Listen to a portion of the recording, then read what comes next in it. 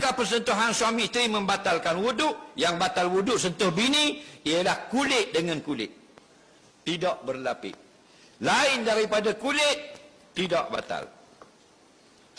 Tiga perkara bukan kulit: rambut, kuku, tulang. Faham? Rambut, walaupun kita pegang rambut bini, tak batal wuduk. Allah kamal, Allahu Akbar. Kita nak turun pergi semayang, bini kata, "Abang, wah kau babi." Suruh ikat. Marah kau kuda. Marah kau kuda, ingat wah ekor babi. Kau babi pendek tu lah, suruh ikat. Kita pun ikat, kakak, boom.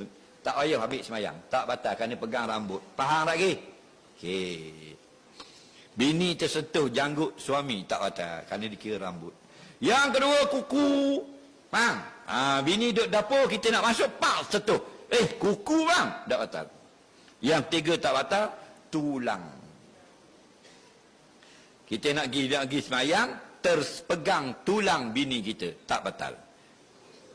Nak tulang? Benar? Gigi. Dalam kitab turah, tulang.